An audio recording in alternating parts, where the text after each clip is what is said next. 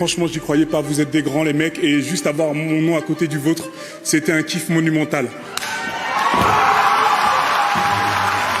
Lui, c'est Omar Sy. Il vient de décrocher le César du meilleur acteur pour Intouchable. Pas de bras, pas de chocolat. Et il l'ignore encore, mais ce film va dépasser toutes les frontières jusqu'à devenir le film français le plus vu au monde. On rembobine.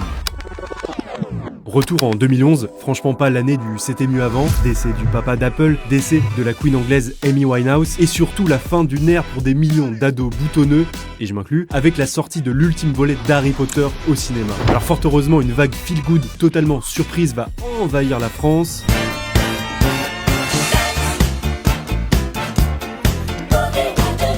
Attends, on se la remet s'il te plaît ?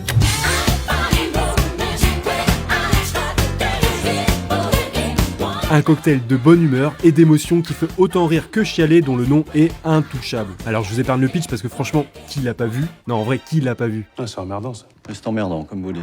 Dès sa sortie, c'est record sur record. 19 millions d'entrées en France, juste derrière l'indétrônable Bienvenue chez les Ch'tis.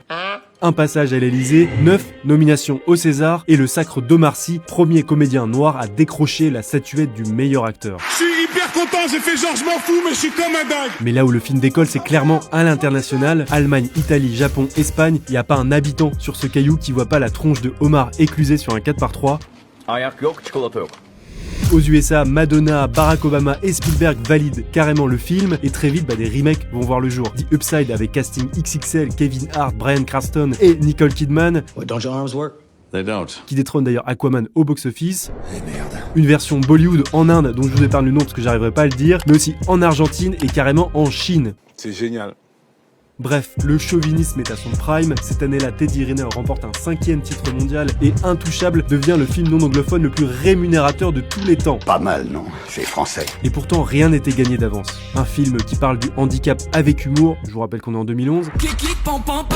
Un duo improbable dont l'un est à peine connu, alors imaginez à l'étranger. Service après-vente, bonjour. Zéro action et pas de romance. Que des cartons rouges pour le box-office en gros. Vraiment être complètement timbré pour faire ça là. Un peu, ouais. Et c'est là que la fameuse magie du cinéma entre en jeu. L'alchimie entre Omar Sy et François Cluzet a été immédiate. Sur le tournage, les rires fusent, les improvisations aussi, comme la scène de danse. Hop, on se la remet. Mais surtout, cette histoire, c'est une leçon d'humanité. Un rappel que deux mondes opposés peuvent se rencontrer, rire ensemble et se comprendre. Et ça, j'ai envie de vous dire que c'est universel. Pas besoin d'effets spéciaux ni de super-héros pour émouvoir la planète entière, juste un peu de sincérité, des bons acteurs et un soupçon d'humour franchouillard. Intouchable, c'est à voir ou à revoir sur Canal+.